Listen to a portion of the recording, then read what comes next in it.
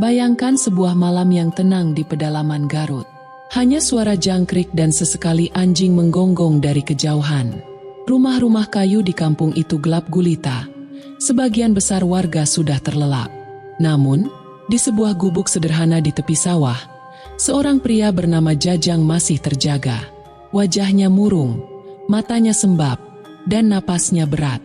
Jajang bukan orang jahat, tetapi sejak muda ia terbiasa berhutang. Mulanya kecil, segelas kopi di warung, rokok, lalu beras untuk keluarga. Namun lama-kelamaan, utangnya menumpuk. Ia berhutang pada tetangga, saudara, bahkan rentenir kampung. Anehnya, ia tak pernah sungguh-sungguh berniat melunasi. Setiap kali ditagih, ia selalu berkelit. Nanti, kalau dagangan saya laku, atau besok saya usahakan. Hingga akhirnya orang-orang sudah lelah menagihnya. Namun malam itu, entah mengapa, Jajang merasa gelisah. Ia mendengar suara aneh seperti kain digesek tanah. Sesekali terdengar bisikan samar di telinganya. Bukan suara manusia, tapi terdengar jelas menyebut sesuatu yang membuat darahnya berdesir. Tanggal kelahirannya sendiri. Apa mungkin aku hanya berhayal? Pikir Jajang. Ia mencoba mengalihkan pikiran dengan menutup mata, tetapi suara itu semakin keras. Selasa Wage, Selasa Wage. Itu adalah weton kelahiran Jajang. Bagaimana mungkin ada yang tahu? Padahal hanya ibunya yang masih hidup yang sering mengingatkannya. Peluh dingin membasahi keningnya. Ia bangkit, menyalakan lampu teplok. Saat itulah terdengar suara ketukan di pintu. 3 kali. Lambat, tapi mantap. Jantung Jajang berdegup kencang, seolah ikut berdentum dengan ketukan itu. Awalnya ia mengira tetangga yang datang. Namun, ketika ia mengintip lewat celah pintu, darahnya membeku. Di luar sana berdiri sosok putih terbungkus kain kafan. Wajahnya tertutup, tetapi tubuh itu bergerak pelan, seolah menunggu pintu dibuka. Jajang terhuyung mundur. Tidak mungkin, tidak masuk akal. Itu pasti hanya bayangan. Ia memejamkan mata, berharap saat dibuka kembali sosok itu lenyap. Tapi tidak, sosok itu masih ada, bahkan kini lebih dekat, tepat di depan pintu. Dengan suara parau, terdengar bisikan dari balik kain kafan. Bayar utangmu sebelum wetonmu berulang. Jajang hampir pingsan, tubuhnya lemas, kaki bergetar hebat. Ia mencoba membaca doa seadanya, namun lidahnya keluh. Suara itu bergema di kepalanya, mengingatkan semua utang yang pernah ia buat. Seolah ada daftar panjang yang tak bisa ia lupakan. Keesokan paginya, Jajang terbangun di kursi reot dengan wajah pucat pasi. Ia mencoba meyakinkan diri bahwa semua itu hanya mimpi. Tapi ketika ia membuka pintu, ia terperangah. Di depan pintu rumahnya ada sebuah buku lusuh yang tidak ia kenal.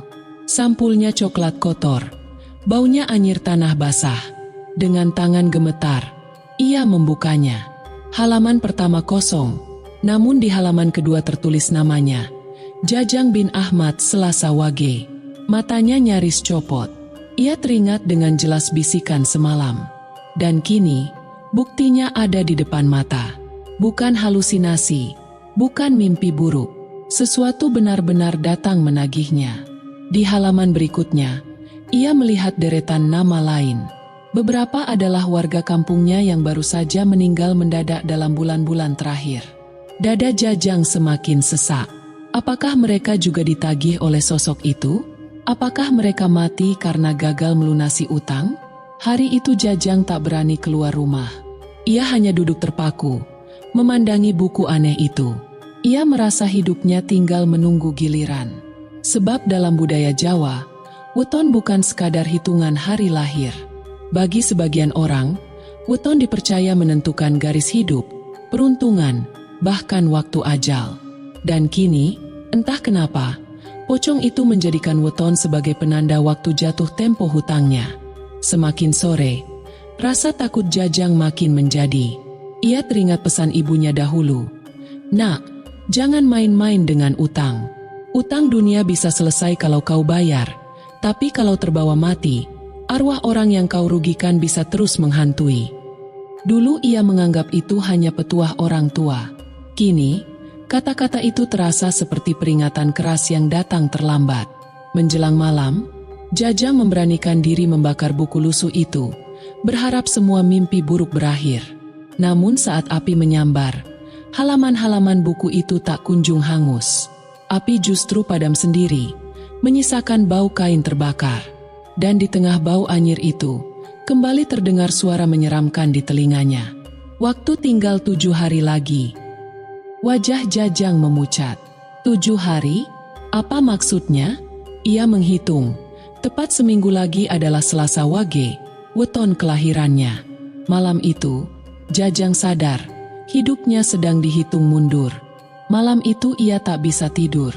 Setiap kali memejamkan mata, ia seolah melihat bayangan sosok putih yang berdiri di depan pintu, membawa buku lusuh dengan namanya tertera jelas di dalamnya. Sejak detik itu, Jajang merasa hidupnya seperti dihitung mundur menuju ajal. Hari-hari berikutnya ia menjalani hidup dengan penuh ketakutan. Siang ia mengurung diri di rumah, hanya keluar sekadar membeli makanan. Tatapan mata warga kampung membuatnya semakin resah. Sebagian tetangga mungkin tidak tahu apa yang ia alami, tetapi ada pula yang menatapnya sinis, seolah tahu persis utang yang ia tinggalkan. Namun tak ada yang berani mendekat, sebab Jajang terlihat semakin pucat, kurus, dan seperti orang yang diganggu makhluk tak kasat mata.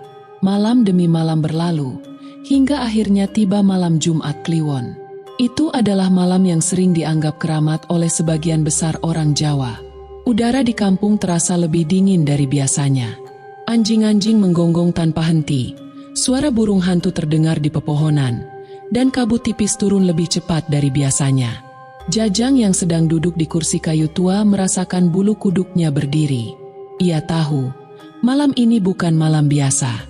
Tepat pukul 12, ketukan itu datang lagi. Tok, tok, tok, 3 kali, sama seperti sebelumnya. Namun kali ini lebih keras. Seolah-olah pintu rumahnya hampir roboh. Jantung Jajang berdetak semakin kencang. Ia berusaha menenangkan diri, mengatakan bahwa mungkin hanya angin atau orang iseng. Tapi hatinya tahu, tak ada manusia yang mengetuk dengan ritme seperti itu. Pelan, berat, dan terasa menusuk hingga ke tulang. Dengan gemetar ia melangkah mendekati jendela kecil di ruang depan. Perlahan ia mengintip, dan disitulah ia melihatnya. Sosok itu lagi, putih, terbungkus kain kafan, berdiri tegak tanpa bergerak. Tapi kali ini ada sesuatu yang berbeda. Pocong itu membawa buku lusuh yang kemarin ditemukan Jajang, hanya saja kini terlihat terbuka. Dari jendela, Jajang bisa melihat deretan tulisan di dalamnya. Tangannya gemetar. Ia berusaha membaca meski dari jauh. Dan yang membuat darahnya beku adalah halaman itu terbuka tepat pada nama dirinya sendiri. Di sebelah namanya, tertulis tanggal, hari weton kelahirannya yang akan jatuh kurang dari seminggu lagi. Lebih mengejutkan lagi, di bawah namanya terdapat tanda silang merah yang belum ada sebelumnya. Seperti tanda bahwa waktunya segera tiba. Tiba-tiba suara angin kencang menerpa rumah. Jendela bergetar, atap seperti ingin terlepas. Dalam hembusan angin itu terdengar suara serak, seolah keluar dari dalam kain kafan. Bayar utangmu, sebelum wetonmu tiba, atau tubuhmu jadi bayarannya. Jajang terjatuh ke lantai. Lututnya lemas, matanya berkunang-kunang. Ia memaksakan diri untuk berdiri dan menutup jendela. Namun begitu ia berbalik, matanya membelalak. Sosok itu sudah tidak ada di luar, melainkan berdiri tepat di dalam ruang tamu. Sejenak Jajang kehilangan suara. Kakinya terpaku, lidahnya keluh. Pocong itu berdiri hanya beberapa langkah di hadapannya. Meski wajahnya tertutup, Jajang bisa merasakan tatapan tajam menembus dirinya. Buku lusuh itu disodorkan ke arahnya. Dengan tangan gemetar, Jajang nyaris menyentuhnya. Namun tiba-tiba sosok itu lenyap begitu saja, meninggalkan bau tanah basah yang menusuk hidung. Seisi rumah kembali hening. Namun di lantai tempat pocong itu berdiri, kini tergeletak sebuah kertas sobek dari buku tadi. Di atas kertas itu tertulis pesan singkat. Hanya doa dan kejujuran yang bisa membebaskanmu. Keesokan harinya, Jajang mencoba mencari jawaban. Ia mendatangi ibunya yang sudah tua renta, berharap ada petunjuk. Sang ibu menatapnya lama, lalu berkata lirih, "Nak, aku sudah berkali-kali bilang padamu, jangan biarkan utang menjadi beban yang kau bawa sampai mati. Setiap rupiah yang kau abaikan, setiap janji yang kau langgar, akan menjadi ikatan antara rohmu dan roh orang lain. Jika kau meninggal tanpa menunaikan itu, arwah orang yang kau rugikan tak akan pernah tenang." Jajang tercekat mendengarnya. Ia tahu ibunya benar. Ia ingat, sebagian besar utangnya adalah pada tetangga yang kini sudah meninggal. Bagaimana ia bisa membayarnya? Pada siapa ia harus menyerahkan uang itu? Dan bagaimana jika sudah terlambat? Hari berganti malam. Pikiran Jajang semakin kacau. Ia duduk termenung sambil menghitung sisa waktunya. 6 hari lagi wetonnya tiba. 6 hari untuk menebus semua kesalahannya. Tapi bisakah ia melakukannya? Apalagi utangnya begitu besar, dan banyak yang berhubungan dengan orang yang sudah tiada. Malam itu ia mencoba tidur, tetapi kembali terbangun oleh suara yang sama. Kali ini bukan ketukan pintu, melainkan suara orang berjalan menyeret kain di halaman rumah. Jajang memberanikan diri mengintip lagi. Dan di luar, bukan hanya satu pocong yang berdiri. Ada 3. Semuanya membawa buku lusuh masing-masing, seolah sedang menunggu giliran untuk menagih. Jajang menutup jendela dengan panik. Tubuhnya bergetar, keringat dingin bercucuran. Ia sadar, ancaman itu nyata. Bukan hanya satu pocong yang datang menagih, melainkan lebih banyak lagi. Dan semuanya seakan tahu weton kelahirannya, tahu kapan waktunya tiba. Suara langkah kaki Jajang terhenti tepat di depan warung sederhana itu. Cahaya lampu minyak bergoyang ditiup angin malam, memantulkan bayangan aneh di dinding bambu. Hatinya berdegup kencang, mengingat apa yang ia dengar sebelumnya. Warung ini tidak hanya menjual makanan, tapi juga menyimpan rahasia yang tidak boleh diketahui orang luar. Jajang menelan ludah, mencoba menenangkan dirinya. Kalau cuma jualan mie dan kopi, kenapa harus di tengah hutan begini? Gumamnya pelan. Bau kayu bakar bercampur aroma sate menyelinap ke hidungnya, tetapi justru membuat suasana semakin janggal. Bukannya lapar, perutnya malah mual. Dari dalam, suara sendok dan piring beradu terdengar. Jajang memberanikan diri melangkah masuk, mendorong tirai lusuh yang menggantung di pintu. Di dalam, warung itu tampak biasa saja. Beberapa meja kayu panjang, bangku sederhana, dan etalase berisi makanan ringan. Namun ada yang aneh, tidak ada seorang pun yang duduk makan, padahal asap dari dapur menandakan ada yang sedang dimasak. "Permisi," suara Jajang pelan, hampir tenggelam oleh desir angin. Tiba-tiba, seorang wanita tua muncul dari balik dapur. Rambutnya disanggul seadanya, wajahnya keriput tapi sorot matanya tajam. Ia tersenyum, namun senyumnya terasa menekan. "Malam-malam begini, jarang ada tamu. Kau orang mana, Nak?" Jajang gugup, tapi ia menutupi dengan senyum tipis. "Saya dari kampung bawah, Bu. Tadi, melihat ada warung, jadi mampir." Wanita itu mengangguk, lalu berjalan pelan mendekat. Suara gelang peraknya beradu, menimbulkan bunyi lirih yang entah kenapa membuat bulu kuduk Jajang meremang. Jarang sekali orang berani lewat jalan ini malam hari. Biasanya, mereka tahu ada hal-hal yang tidak terlihat di sekitar sini. Jajang terdiam. Kalimat itu terasa seperti peringatan, atau mungkin sebuah jebakan. Ia ingin cepat pergi, tapi kakinya seperti berat. Wanita itu tersenyum lagi, kali ini lebih lebar. "Kau pasti lelah. Duduklah dulu, akan kubuatkan kopi hangat." Jajang mengangguk ragu. Ia duduk di salah satu bangku, matanya menyapu ruangan. Saat itu ia baru sadar, dinding warung dipenuhi dengan rajah-rajah kuno. Gambar-gambar aneh dengan tulisan yang tak ia mengerti. Di sudut ruangan ada kendi besar dengan penutup kain merah. Sesekali, kendi itu berguncang seperti ada sesuatu di dalamnya. Hatinya semakin gelisah. Apa benar ini warung makan biasa? Pikirnya. Tak lama, wanita tua itu kembali membawa secangkir kopi. Aroma pahit bercampur manis tercium, namun Jajang melihat sesuatu yang membuatnya merinding. Di permukaan kopi, ada buih-buih yang membentuk pola menyerupai wajah. Wajah itu menatapnya, seolah hidup. "Silakan diminum," ujar wanita itu datar. Jajang ragu, tangannya gemetar saat menyentuh cangkir. Ia hanya pura-pura menyeruput sedikit, padahal tidak meneguk sama sekali. Matanya melirik wanita itu, yang kini duduk tepat di depannya dengan tatapan tajam. "Namamu siapa, Nak?" tanya wanita itu. Jajang, Bu," jawabnya pelan.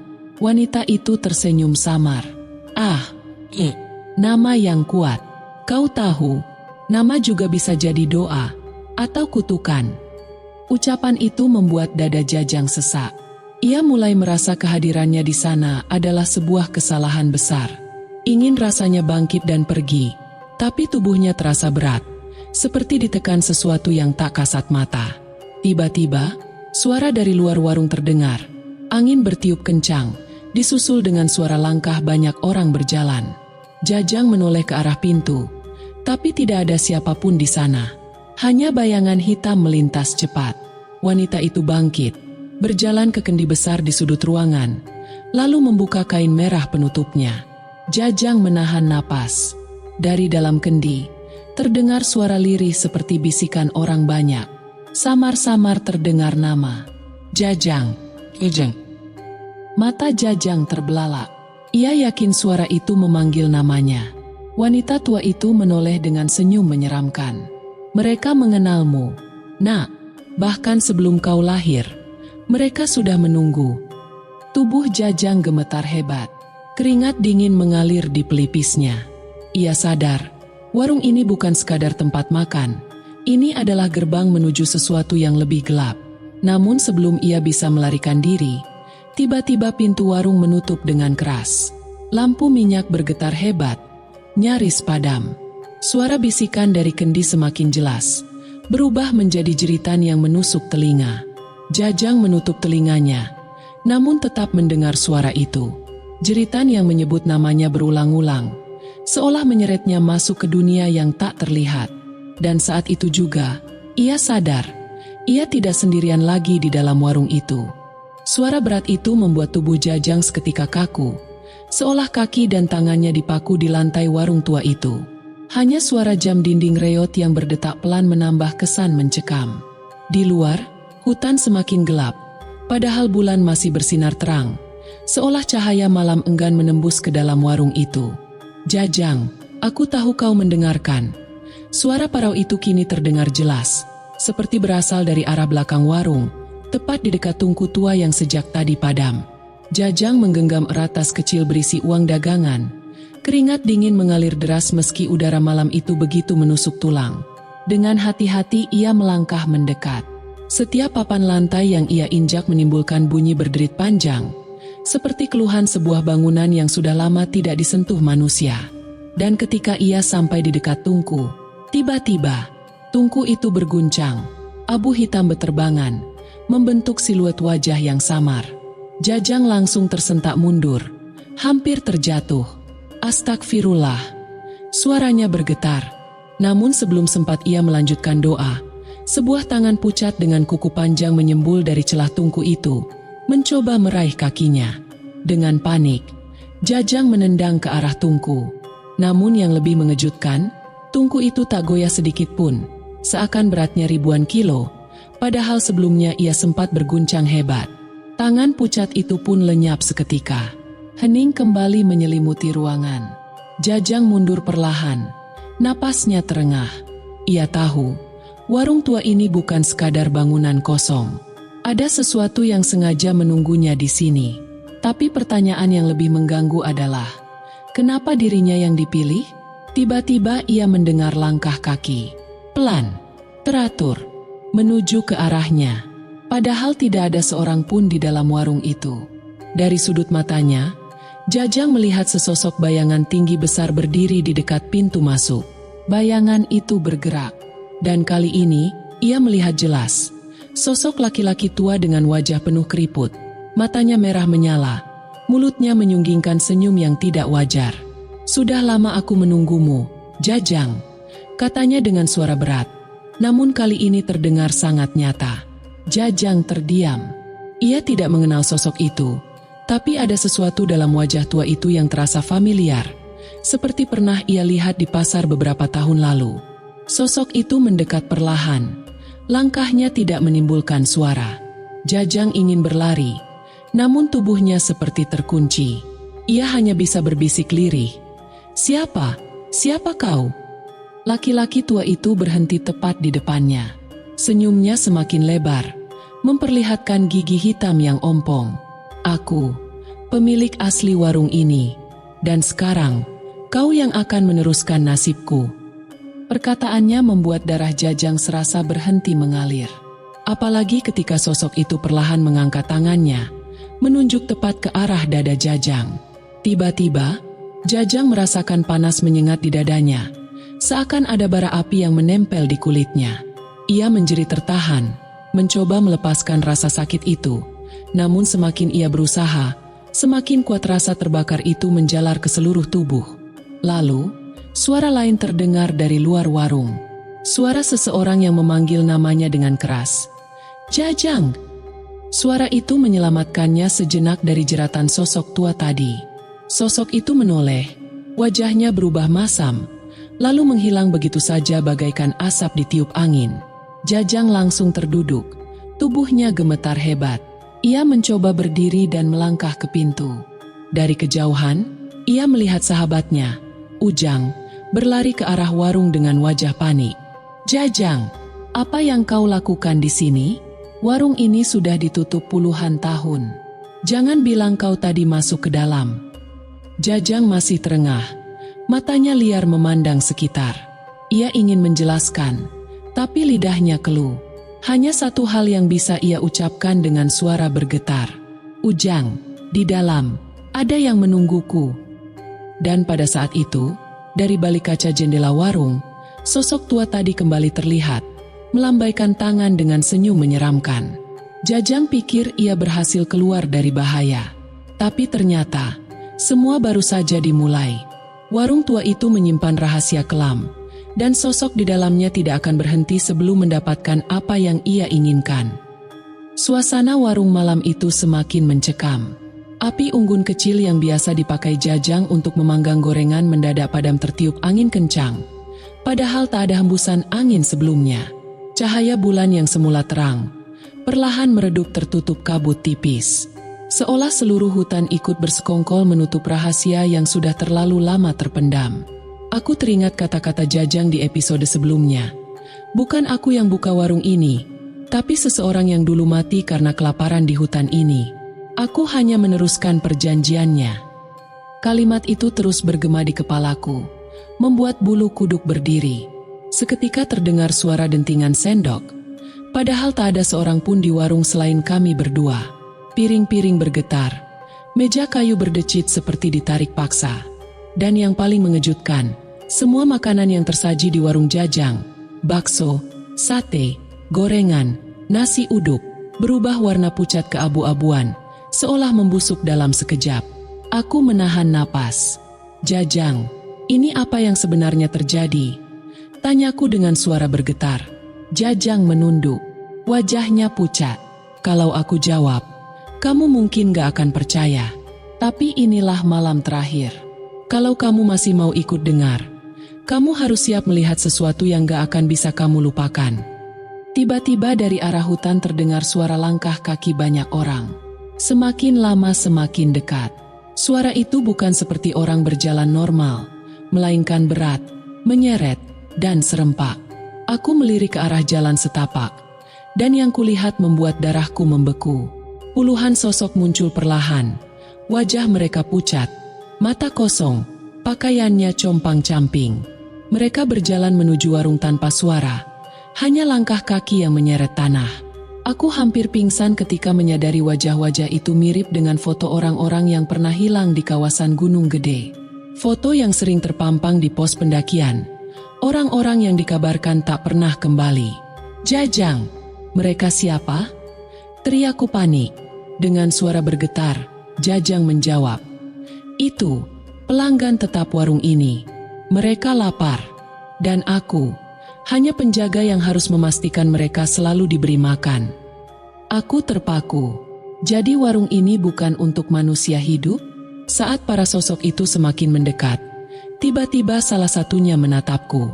Matanya kosong, tapi ada air mata yang mengalir di pipinya.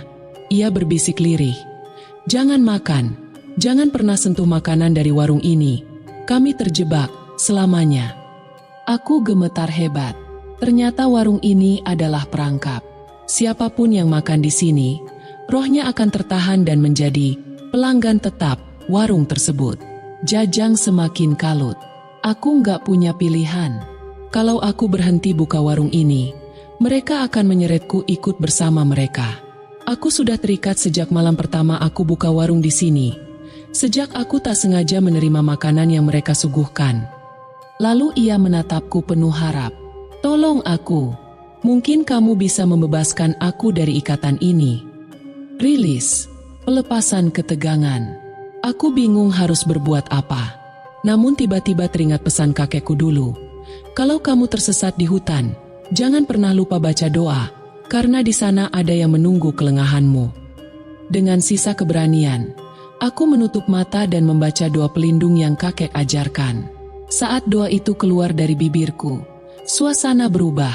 Angin kencang bertiup, kabut makin tebal, dan suara jeritan menggema. Sosok-sosok itu mundur perlahan. Wajah mereka terdistorsi antara marah dan sedih. Jajang berteriak kesakitan. Tubuhnya gemetar. "Hentikan! Aku nggak bisa keluar." Tapi doa itu semakin kuat. Hingga akhirnya, warung beserta meja kursi dan makanan di atasnya runtuh seolah terbakar cahaya putih. Sosok-sosok pelanggan itu menghilang satu persatu, meninggalkan suara tangisan panjang yang menghantam telinga. Dan ketika aku membuka mata, aku sendirian. Warung itu hilang. Yang tersisa hanyalah tanah kosong dengan pohon besar menjulang. Aku mengira semua sudah berakhir. Tapi saat aku melangkah pergi dengan lega, tiba-tiba ku dengar suara familiar di belakangku. "Bang, mau pesan apa malam ini?" Aku menoleh. Warung itu berdiri lagi. Jajang tersenyum, berdiri di balik etalase, seolah tak pernah terjadi apa-apa. Dan di meja, sudah tersaji sepiring gorengan yang masih hangat, seperti baru saja digoreng.